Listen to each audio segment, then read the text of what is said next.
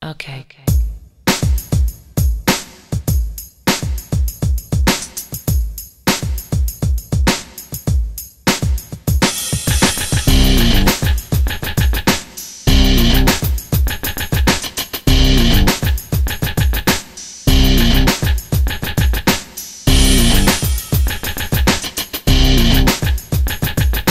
Hey guys, and welcome to Tnashi's Movie Corner. Today we'll be discussing Ant-Man, which just came out this past week and stars Paul Rudd, Michael Douglas, Evangeline Lilly, as well as Corey Stahl. So, for this movie, going into it, this marks the final movie in the Phase 2 for the Avengers series, and I'm gonna say going into it there was a little skepticism about it, not personally for me, but there were some people that were a little hesitant on it because originally Edgar Wright was supposed to be the director of it, and he had a little bit of a falling out with Marvel. They didn't want it. They were going in different directions, so they got Peyton Reed on to be the director. So there was a question as to how well this movie would do. And of course, being that it is Ant-Man, it's another movie where the hero's not as commonly known as some of the other ones that we've seen. So, that being said, armed with a super suit with the astonishing ability to shrink in scale but increase in strength, con man Scott Lang must embrace his inner hero and help his mentor, Dr. Hank Pym, plan and pull off a heist that will save the world. You have Paul Rudd filling in as Scott Lang / Ant-Man. And as usual, Paul Rudd does a really good job, performance for this movie. And I bought onto his character, his concern for his daughter, and wanting to kind of have this better life. But at the same time, his go-to thing is to steal, to get money, to help his situation out.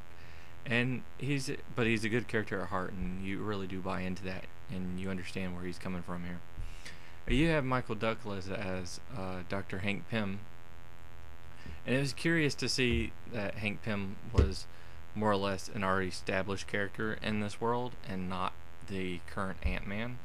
That was an interesting route for them to go, but surprisingly, I was on board with that. Now, I'm not the biggest Ant-Man fan, but I was a little iffy on them not using Hank Pym, as he's the more well-known among the Ant-Man characters. So I would have thought they would have used him, but Michael Douglas did a really good job, and he really did come off as the mentor towards Paul Rudd, and kind of the push that Scott Lang's character needed to go and become the superhero that his daughter always pictured him as. Then you have Evangeline Lilly, who plays Hope, which is Hank Pym's daughter, and I think she delivered a very good performance, and she had quite a bit going on. The entire movie has a lot of comedy, and some of it centers around her and Scott Lang, so I think that worked out really well. Also, you have Corey Stahl playing Darren Cross, or Yellow Jacket, and like most Marvel movies, I feel like the villain was a little more sidelined, a little more forgettable.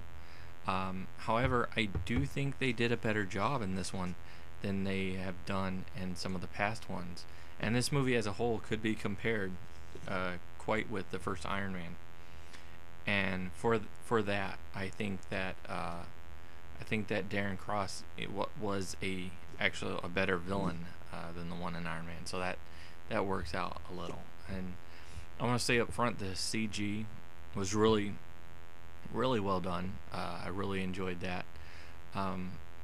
Most of the humor hit on point. Some of the earlier humor was a little hit or miss, but Michael Pena, who plays Luis in it, which is the friend to Scott Lang, he did a really good job, and he delivered a lot of humorous moments. And you actually had T.I. in the film too, and he had a few funny moments as well.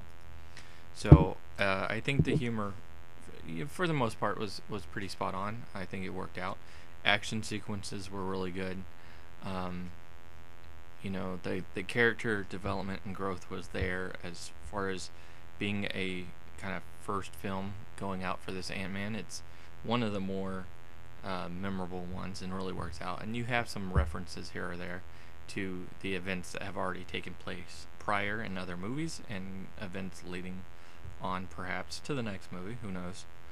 But the thing is, like, again, CG was done really well, especially, like him shrinking. You've seen some clips of it, him shrinking down, and the fight sequences and with the ants and everything all worked out. And there was some comedy there with some of that played really well. So I think that pretty much hit. You got a lot of character development. You got some backstory actually with Hank Pym's and Hope's characters, which was pretty nice to see because you get some references in there to perhaps some stuff that was in the comics, and so that was always nice to have. But yeah, CG was great. Action was pretty spot on. Humor, for the most part, nailed it. And overall, I think this is a really good film and a really solid film for the Marvel universe. It was interesting to end Phase 2 with this. I'm not sure how well I would have done that, but as a film itself, it works out nice. And it's definitely got some references to other stuff in there, and you may even get a character or two from other movies, which is always nice, to see. It's always cool to see them pop up in different movies. So, but rating it 1 through 10, I would have to say that it is a solid 7. The main points that are lacking is still the villain's not quite uptight, like not quite on point, not quite as much development. Again, you do get some kind of odd sequences near the beginning of the film where the comedy doesn't quite hit right, like they're trying too many one-liners after the other and it doesn't quite work. But overall, like I said, really good film, and one of my more favorite Marvel films, which is saying something because Marvel really dishes out good films. So hopefully you guys have seen it, and if you have, let me know in the comments what you thought about it and what you would rate it and where you think it stands perhaps among the other Marvel films. And if you haven't seen it, I recommend going to see it. Right now it's looking like it's not doing quite as well as what they were hoping for. It looks like it's at 58 million.